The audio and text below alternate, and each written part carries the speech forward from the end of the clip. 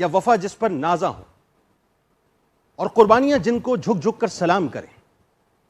جو حسنین کریمین رضی اللہ تعالی عنہما کی نانی جان ہو، جو سیدہ کائنات بی بی فاطمہ الزہرا سلام اللہ علیہا کی امی جان ہو، جو مولا کائنات مولا علی کرم اللہ وجہ الکریم کی ساس ہو، جو رسول کریم صلی اللہ علیہ وآلہ وسلم کی زوجہ محترمہ ہو، جو اسلام کی خاتون اول ہو، اور جو مومنین کی پہلی ماں ہو یعنی اول ماں ہو، انہیں دنیا سیدہ خدیجہ الکبریٰ رضی اللہ تعالی عنہا کے نام سے پکارتی ہے۔ آپ طیبہ بھی ہیں، آپ طاہرہ بھی ہیں، پورا مکہ آپ کو طیبہ اور طاہرہ کہہ کر پکارتا تھا۔ ایک ایسا وقار، ایک ایسی عزت، ایک ایسی عظمت، ایک ایسا رتبہ اور ایسا مقام اور ایسی بلندی اللہ تعالیٰ نے آپ کو عطا کی تھی کہ مکے کے بڑے بڑے سردار قریش مکہ کے بڑے بڑے سردار یہ چاہتے تھے کہ آپ ان کے عقد میں آ جائیں، لیکن اللہ کو کچھ اور ہی منظور تھا، کیونکہ قدرت بنت کچھ اور کر چکی تھی۔ ایک ایسی ہستی کہ جو رہتی دنیا تک خواتین کے لیے ایک آئیڈیل ہیں، آئیڈیل کہ اگر سیدہ خدیجہ الکبریٰ رضی اللہ تعالی عنہا کے نقش پا پر آج کی خواتین عمل کرنا شروع کر دیں اور ان پر چلنا شروع کر دیں تو میں دعوے سے یہ جملہ ادا کر رہا ہوں کہ دنیا تو ان کو مل ہی جائے گی، آخرت میں ان کا جو مقام ہوگا اس کا وہ تصور بھی نہیں کر سکتی۔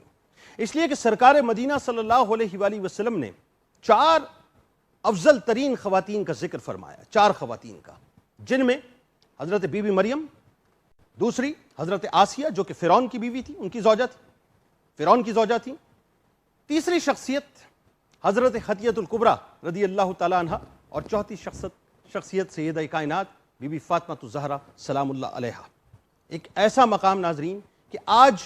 اگر میں یہ جملہ ادا کرنا چاہوں تو غلط نہ ہوگا کہ عورتیں جو اپنے حقوق کی بات کرتی ہیں، عورتیں جو اپنے مقام کی بات کرتی ہیں، عورتیں جو اپنی عزت کی بات کرتی ہیں، عورتیں جو اپنی ناموس کی بات کرتی ہیں، عورتیں جو اپنی آزادی کی بات کرتی ہیں، ان کو اگر عزت چاہیے، مقام چاہیے، ناموس چاہیے، تکریم چاہیے اور آزادی جو ایک سرٹن باؤنڈری کے ساتھ ہے اگر وہ چاہیے تو ان کو کہیں اور جانے کی ضرورت نہیں ہے، وہ سیدہ خدیجہ الکبریٰ رضی اللہ تعالی عنہا کی بارگاہ میں چلے جائیں۔ ذرا سوچئے، تاریخ کے اوراق کو تھوڑا سا میں آپ کو پلٹا کر سمجھانے کی کوشش کرتا ہوں کہ ایک ایسا معاشرہ ہے کہ جہاں پر قریش مکہ موجود ہیں،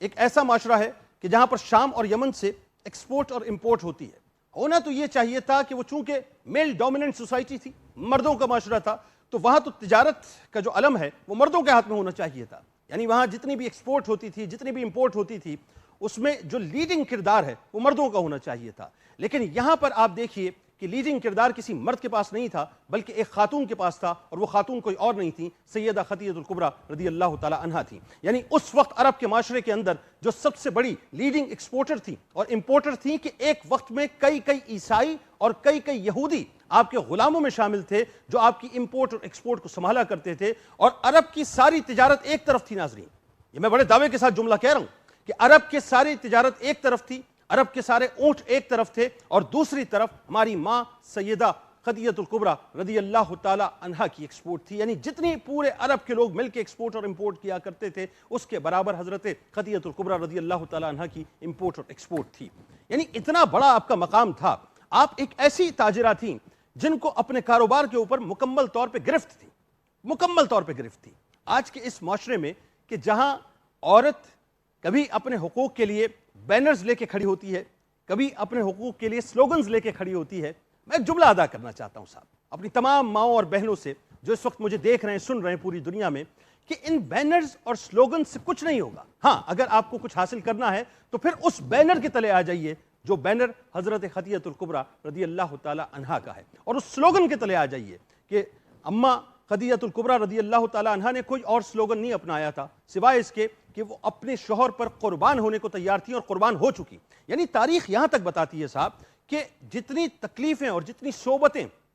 ہماری آپ کی ماں نے برداشت کی ہیں، خدا کی قسم لکھنے والے لکھتے چلے جائیں گے، تاریخ دان لکھتے چلے جائیں گے، ان کا علم ختم ہو جائے گا، لیکن آپ کی قربانیوں کا تذکرہ ختم نہیں ہوگا۔ ظاہری اعلان نبوت ہوتا ہے۔ آپ تو اس وقت کی بڑی مالدار خاتون تھی نا، میں نے بتایا آپ کو کہ سب سے بڑی ایکسپورٹر اور امپورٹر تھی، کتنا مال آپ کے پاس موجود تھا، لیکن آپ نے اپنا سارا مال سرکار مدینہ صلی اللہ علیہ وآلہ وسلم کے قدمین شریفین پر نچھاور کر دیا، دین اسلام کی عمارت میں نچھاور کر دیا۔ یعنی اگر میں جملہ کہوں تو غلط نہ ہوگا کہ جہاں دین اسلام کی عمارت ارتقائی مراحل سے گزر رہی تھی، اس کی بنیادیں ڈالی جا رہی تھیں، ان بنیادوں میں جہاں صحابہ کرام رضوان اللہ تعالیٰ علیہم اجمعین کا خون شامل ہے، مبارک خون شامل ہے، وہاں حضرت خطیۃ الکبریٰ رضی اللہ تعالیٰ عنہا کا مکمل طور پہ مال شامل ہے، ان کی قربانیاں شامل ہیں۔ اگر ان کا مال، ان کی قربانیاں دین اسلام کی عمارت کی بنیادوں میں نہ ڈلتا تو یقین مانیے یہ دین اسلام کی عمارت کبھی بھی مضبوط نہ ہوتی۔ میں اگر یہ کہوں تو غلط نہ ہوگا کہ آپ تو محسنہ اسلام ہیں، ہماری ماں محسنہ اسلام ہے، اور رسول کریم صلی اللہ علیہ وآلہ وسلم ان سے اتنی محبت فرمایا کرتے تھے اور آپ ان سے اتنی محبت فرماتی تھیں کہ جس وقت کفار مکہ اپنے طنز کے، اپنے تانوں کے نشتر رسول کریم صلی اللہ علیہ وآلہ وسلم پر چلایا کرتے تھے کہ معاذ اللہ ثم معاذ اللہ، آپ کو جادوگر کہا جاتا تھا، آپ کو کاہن کہا جاتا تھا، آپ کو ساحر کہا جاتا تھا، آپ کے اوپر پتھر برسائے جاتے تھے، آپ کی راہ میں کانٹے بچھائے جاتے تھے، وہ جو رحمت للعالمین ہیں۔ تو جس وقت سرکار مدینہ صلی اللہ علیہ وآلہ وسلم مغموم قلب کے ساتھ اپنے گھر پر تشریف لاتے تھے تو ان کو ڈھارس دینے والا یقیناً اللہ تبارک و تعالیٰ ہے، لیکن اللہ کے بعد اس کائنات میں، اس زمین پر اگر کوئی آپ کو ڈھارس دینے والا تھا تو وہ کوئی اور نہیں تھا بلکہ آپ کی زوجہ، آپ کی بیوی حضرت خطیۃ الکبریٰ رضی اللہ تعالیٰ عنہا تھی۔ آپ کو بار بار سمجھاتی تھیں کہ آپ پریشان مت ہوں، آپ تو غریبوں کے غمخسار ہیں،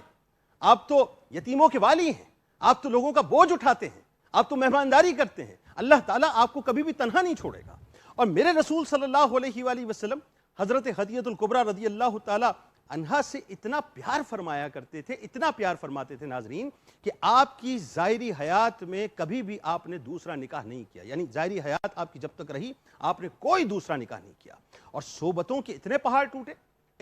ٹوٹے کہ آپ ذرا سوچئے کہ جو ملکۃ التجار ہیں، جو ملکۃ العرب ہیں، ملکۃ التجار آپ کو کہا جاتا تھا، آپ کو ملکۃ العرب کہا جاتا تھا، یعنی جن کے پاس دولت کی، اسٹیٹس کی فراوانی تھی، ایک وقت ایسا بھی آیا آپ پر کہ مکے کی گلیوں کو آپ پر تنگ کر دیا گیا، آپ پر مکے کی تمام تر گلیوں کو اس حد تک تنگ کر دیا گیا کہ جب سوشل بائیکاٹ ہوا آپ کا، یعنی شیبی ابی طالب میں جب 3 برس کی میسوری ہوئی ہے، تو ذرا سوچئے وہ ملکہ جن کے پاس مال کی فراوانی تھی، وہ ملکہ جن کے پاس اسٹیٹس تھا، مقام تھا کہ بڑے بڑے روسا اور بڑے بڑے سردار آپ سے نکاح کرنا چاہتے تھے، ان 3 برسوں میں آپ پر جو سوشل بائیکاٹ ہوا ہے تو آپ نے ایک ایسی بیوی ہونے کا حق ادا کیا ہے کہ رہتی دنیا تک تمام عورتوں کے لیے ایک مثال ہے کہ آپ نے ایک جملہ بھی شکوے کا نہیں نکالا۔ اور عالم یہ ہوتا تھا کہ سرکار مدینہ صلی اللہ علیہ وآلہ وسلم اور ہماری ماں اہل بیت اطہار کا جو گھرانہ تھا وہ پتوں کو ابال کر پیا کرتا تھا، چمڑے کو ابال کر پیا کرتا تھا، کہ جن کے لیے اللہ نے کائنات بنائی ہے ان پر اس حد تک ستم ڈھائے گئے، اس حد تک ظلم کیا گیا، لیکن ہماری ماں نے ایک شکوہ نہیں کیا۔ اور عالم یہ تھا کہ جس وقت میرے آپ کے آقا مولا صلی اللہ علیہ وآلہ وسلم اللہ تبارک و تعالیٰ سے خلوت کی اور راز و نیاز کی باتیں کرنے جاتے تھے تو آپ کھانا لے کر سرکار مدینہ صلی اللہ علیہ وآلہ وسلم کی بارگاہ اقدس میں جاتی تھی۔ وہی موقع تھا نا کہ جس وقت جبرائیل امی حاضر ہوئے تھے رسول کریم صلی اللہ علیہ وآلہ وسلم کی بارگاہ اقدس میں اور عرض کیا تھا کہ یا رسول اللہ صلی اللہ علیہ وآلہ وسلم، میرا اور اللہ کا سلام حضرت خطیۃ الکبریٰ رضی اللہ تعالی عنہا کو پہنچا دیجیے۔ ذرا سوچئے اس جملے کو، یہ جملہ کتنا وزنی جملہ ہے کہ اللہ کو آپ کی ادائیں اتنی پسند آتی تھیں، آپ کی خدمت اتنی پسند آتی تھی۔ ایک عورت جو اپنے شوہر کے لیے جو کچھ کر سکتی ہے، آپ یقین مانیے ہم تو کچھ نہیں کر پاتے اپنی بیویوں کے لیے اور بیویاں کچھ نہیں کر پاتی اپنے شوہروں کے لیے، لیکن اگر سمجھنا ہے قربانی کو پھر حضرت خطیۃ الکبریٰ رضی اللہ تعالی عنہا کی بارگاہ میں جانا ہوگا کہ قربانی کی ایسی مثال آپ نے قائم کر دی کہ اللہ تبارک و تعالیٰ جبرائیل امی کے ذریعے سے آپ کو سلام بھیجتا ہے اور پھر فرماتا ہے کہ خدیجہ کو یہ بتلا دو کہ اللہ تعالیٰ نے جنت میں موتیوں کا ایک محل اس کے لیے بنایا ہے، جس میں بہت ہی حسین محل ہے، جس میں نہ کوئی شور ہوگا نہ کوئی غم ہوگا، کیونکہ جتنا غم ہماری ماں نے دنیا میں برداشت کر لیا تھا، جتنا غم سہ لیا تھا آپ نے، جتنا شور برداشت کر لیا تھا، اللہ تعالیٰ نے دنیا میں ہی بشارت دے دی تھی کہ آپ کو وہ موتیوں کا محل عطا کر دیا ہے کہ جس میں نہ کوئی شور ہوگا نہ کوئی غم ہوگا۔ تو بات یہ ہے صاحب کہ حضرت خطیۃ الکبریٰ رضی اللہ تعالی عنہا دراصل پوری دنیا کے لیے، تمام خواتین کے لیے ایک مثال ہیں، آخری جملہ عرض کر کے بات کو ختم کر رہا ہوں کہ اس وقت ٹیلی ویژن اسکرین کے سامنے جتنی بھی مائیں، جتنی بھی بیٹیاں، جتنی بھی بہنیں، جتنی بھی بچیاں بیٹھی ہیں، دیکھیے یہ جو جتنی بھی جال سازیاں ہیں نا، جو مغرب سے ٹریول کر کے آتی ہیں مختلف سلوگنز کی صورت میں، یاد رکھیے گا اس فیمنزم سے آپ کا کوئی تعلق نہیں ہے، یہ سوائے جال سازی کے اور کچھ نہیں ہے۔ حقیقت یہ ہے کہ اگر آپ نے عورت کے مرتبے اور مقام کو سمجھنا ہے اور اس مرتبے پر پہنچنا ہے جس مرتبے پہ عورت کو ہونا چاہیے، تو ان سلوگن سے باہر نکل کے، ان بینر سے باہر نکل کے کوشش کیجئے، اور انشاءاللہ کوشش کریں گے تو چل پڑیں گے۔ نقش پا جو ہیں ہماری ماں کے، حضرت خدیجہ الکبریٰ رضی اللہ تعالیٰ عنہ کے، بس ان نقوش پا کو، ان مقدس نقوش پا کو آپ فالو کرنا شروع کر دیجئے، یقین مانیے دنیا بھی بن جائے گی، آخرت بھی بن جائے گی۔